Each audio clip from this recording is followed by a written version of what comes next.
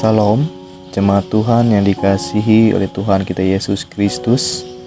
Berjumpa lagi dalam program Berita Selamat Jadi Duma bersama saya Pikaris Reski Olpano yang melayani di Resort Belantikan Raya. Renungan firman Tuhan untuk kita pada saat ini terdapat di dalam kitab 3 Yohanes pasal yang pertama ayatnya yang ke-11 yang berkata demikian: Saudaraku yang kekasih, janganlah meniru yang jahat, melainkan yang baik. Barang siapa berbuat baik, ia berasal dari Allah. Tetapi barang siapa berbuat jahat, ia tidak pernah melihat Allah. Yang berbahagia ialah mereka yang mendengarkan dan melakukan firman Tuhan dalam kehidupannya hari lepas hari. Amin. Jemaat Tuhan yang dikasihi oleh Tuhan kita Yesus Kristus, meniru merupakan salah satu bagian di dalam perilaku hidup kita, yang tentunya seseorang meniru berdasarkan dari apa yang disukai.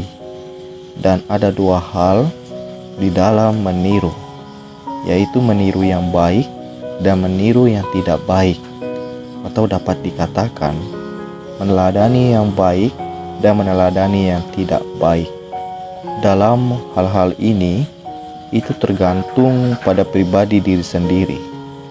Ketika kita bisa melihat, mendengar dan merasakan yang baik, maka kita akan menjadi pribadi yang baik. Namun sebaliknya, ketika kita tidak bisa melihat, mendengar dan merasakan yang baik, tentunya akan menjadi pribadi yang tidak baik. Karena itu Yohanes memperingatkan kita sebagai pembaca dari firman Tuhan yang kita baca pada saat ini.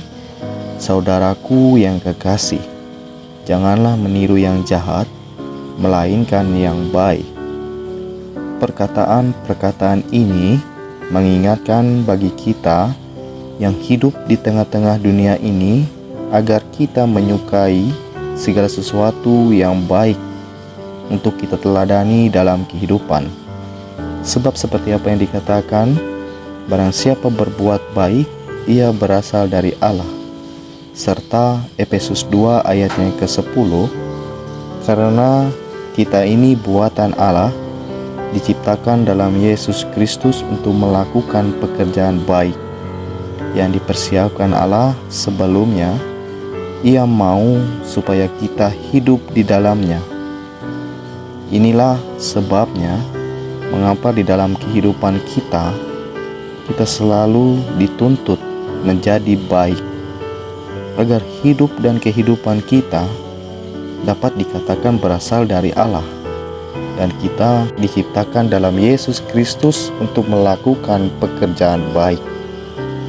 Oleh sebab itu, marilah masing-masing dari kita secara pribadi merenungkan dalam hati kita, ke arah manakah tujuan kehidupan yang ingin kita capai ke depannya, agar kita berkenan di mata Tuhan dengan iman dan pengharapan yang hanya tertuju kepada Tuhan kita Yesus Kristus. Amin untuk firman Tuhan. Mari kita bersatu dalam doa. Kita berdoa. Terpujilah Engkau Allah Bapa kami yang bertata dalam kerajaan sorga, yang kami puji dan kami sembah dalam Tuhan Anakmu Yesus Kristus. Terima kasih ya Tuhan untuk segala sesuatu yang sudah Tuhan berikan dalam kehidupan kami. Begitupun firman-Mu yang boleh kami baca dan kami renungkan dalam kehidupan kami. Biarlah kiranya ya Tuhan, firman-Mu ini tidak berlalu begitu saja, melainkan tertanam dan boleh bertumbuh untuk kami pergunakan dan kami lakukan di dalam kehidupan kami. Begitupun juga ya Tuhan, kami menyerahkan kehidupan kami seterusnya di dalam tangan kasih Tuhan, untuk Tuhan memberkati, untuk Tuhan melindungi dan melingkupi setiap kehidupan kami.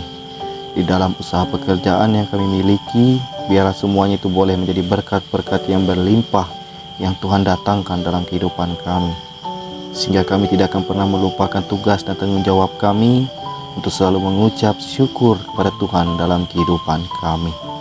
Kami juga menyerahkan cita-cita pengharapan kami ke depannya di dalam Tuhan.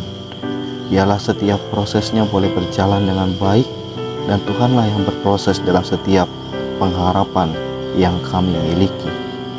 Biarlah Tuhan juga yang memperkuat iman dan pengharapan kami, agar segala sesuatu iman dan pengharapan kami ini hanya tertuju kepada Tuhan, untuk memuji dan memuliakan nama Tuhan selalu di dalam kehidupan kami. Inilah Tuhan seruan doa kami. Hanya dalam Tuhan kami Yesus Kristus kami ucap syukur dan berdoa. Amin.